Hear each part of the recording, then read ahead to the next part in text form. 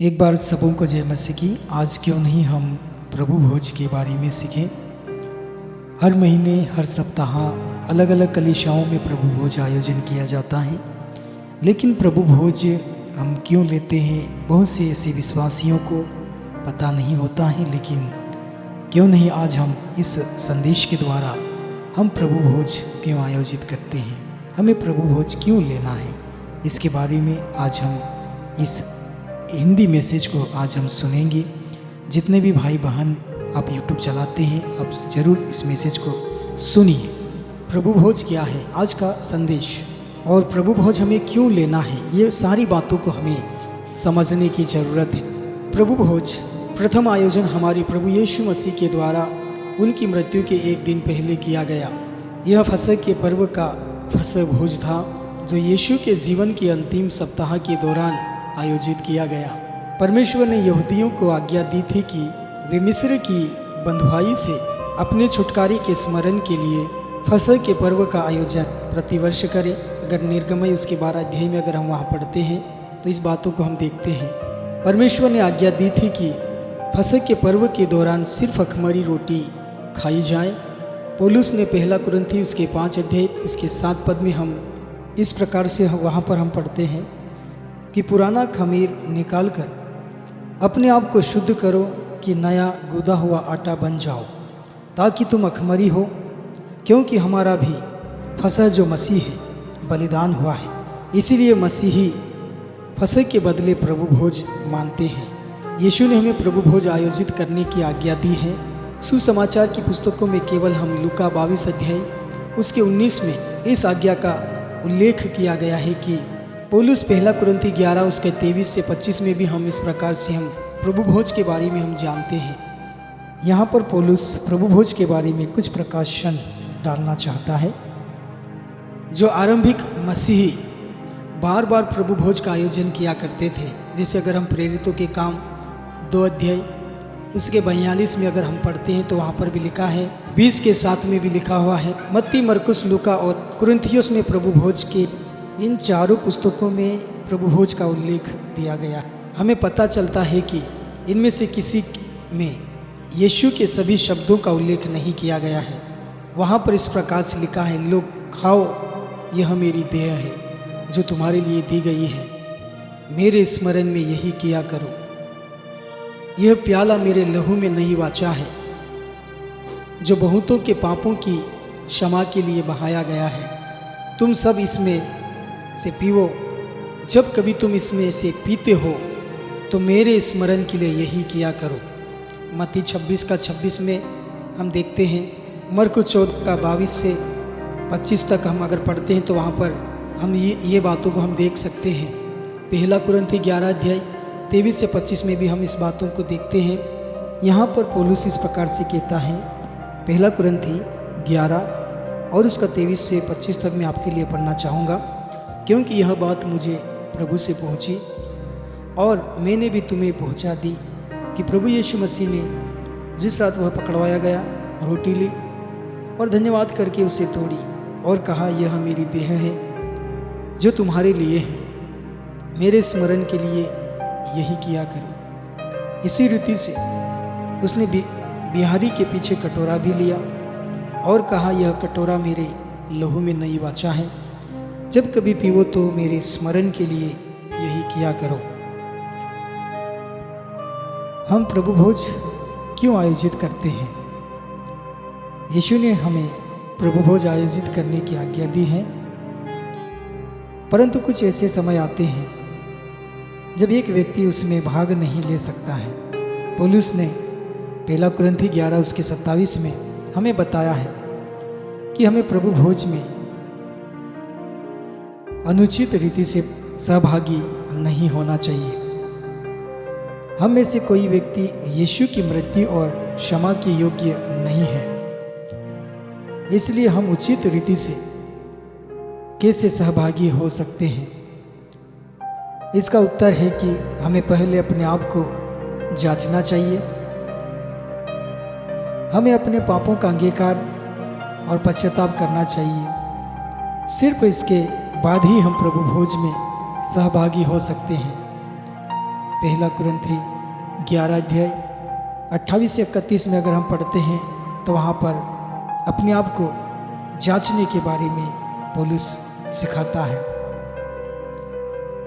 पहला यूहन्ना 1 अध्याय उसके 9 में भी हम देख सकते हैं, वहाँ पर इस प्रकार से लिखा हुआ है, यदि हम अपने पापों को मान लें तो वह हमारे पापों को क्षमा करने और हमें सब अधर्म से शुद्ध करने में विश्वास योग्य और धर्मी है।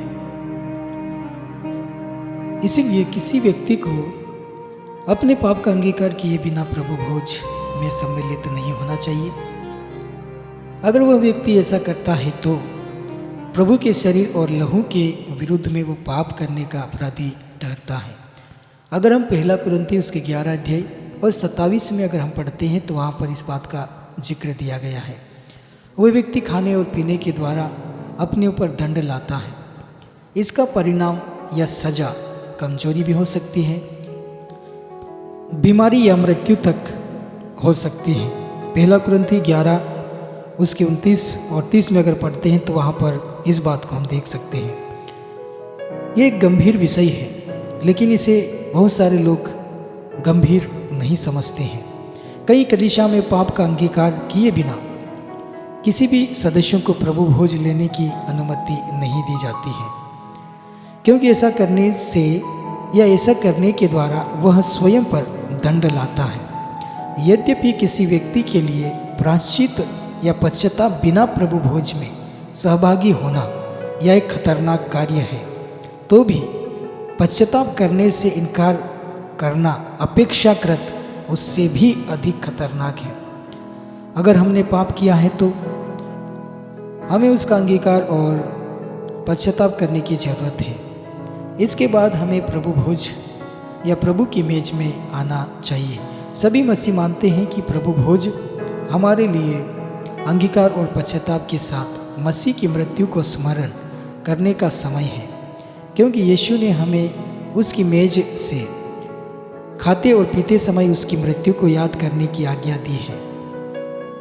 पहला कुरिन्थी 11 24 से 25 में पढ़ते हैं, प्रभु भोज की विधि मनाते समय हम न केवल मसीह की मृत्यु का स्मरण करते हैं, वरन दूसरों के लिए उसकी मृत्यु से आने वाले अनुग्रह का दावा भी करते हैं कि पौलुस ने लिखा है कि जब कभी तुम यह रोटी खाते और इस कटोरे में से पीते हो तो प्रभु की मृत्यु को जब तक वह न आए प्रचार करते रहो।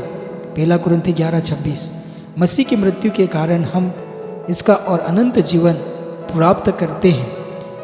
हम प्रभु भोज में सहभागी होने के द्वारा इन आशीषों के लिए अपना आभार प्रदर्शित करते हैं। हम प्रभु के आने तक प्रभु भोज आयोजित करते रहेंगे, इसीलिए हम मसीह के वापस आने की प्रतिज्ञा करते हैं। पहला कुरिन्थी 11:26। कई मसीह प्रभु भोज को पवित्र सहभागिता कहते हैं। यह मसीह के साथ हमारी संगति को दर्शाता है। यीशु ने कहा, जो मेरा मांस खाता और मेरा लहू पीता है वो मुझ में स्थिर बना रहता है और मैं उसमें। यूहन्ना 6:56 वचन को अगर पढ़ते हैं तो वहाँ पर इस प्रकार से लिखा है, जो मेरा मांस खाता और मेरा लहू पीता है वह मुझ में स्थिर बना रहता है और मैं उसमें। हमारी यह संगति केवल मसीह के साथ ही नहीं वरन हमारे विश्वासी मित्रों के साथ भी है। हम मसीह की देह में सहभागी होते हैं, इसलिए हम एक दूसरे में भी भागी होते हैं। सिर्फ एक रोटी है, वह यीशु मसीह है। हम बहुत हैं, एक देह है, क्योंकि हम सब उसी एक रोटी में भागी होते हैं। पहला कुरिन्थी 1:17 अगर पढ़ते हैं तो वहाँ पर भी हम देख सकते हैं। इसके साथ ही कई मसीह मानते हैं कि प्रभु भोज अनुग्रह का साधन है। इस मार्ग के द्वारा हमें परमेश्वर का अनुग्रह दिया गया है। जिस प्रकार हम प्रभु भोज के कारण सचमुच में दंड पाते हैं, पहला कुरिन्थी 11:27 से 32 में पढ़ सकते हैं, उसी प्रकार हम उसके कारण सचमुच में आशीष भी प्राप्त कर सकते हैं। ये मसीह मानते हैं कि हम प्रभु भोज में विशेष रीति से पापों की क्षमा प्राप्त करते हैं। यीशु ने कहा, यही मेरी वाचा का लहू है जो बहुतों के पापों की क्षमा के लिए बहाया गया है। मत्ती 26:28 यीशु ने कहा, जो कोई मेरे मांस में से खाता है और मेरे लहू में से पीता है अनंत जीवन पाएगा, अर्थात वह सर्वदा जीवित रहेगा तथा वह मुझ में स्थिर बना रहेगा और मैं उसमें। यूहन्ना 6 अध्याय उसका 54 से 56 में पढ़ते हैं तो वहाँ पर भी इस प्रकार से वहाँ पर लिखा हुआ है, जो मेरा मांस खाता है और मेरा लहू पीता है अनंत जीवन उसी का है और मैं उसे अंतिम दिन फिर जिला उठाऊंगा। क्योंकि मेरा मांस वास्तव में खाने की वस्तु है और मेरा लहू वास्तव में पीने की वस्तु है। जो कोई मेरा मांस खाता और मेरा लहू पीता है वह मुझ में स्थिर बना रहता है और मैं उसमें। इसीलिए ये मसीह मानते हैं कि प्रभु भोज हमें विशेष रीति से उसका अनुग्रह प्रदान करता है। इस अनुग्रह का निर्माण पापों की क्षमा, मसीह के साथ सहभागिता और अनंत जीवन से होता है।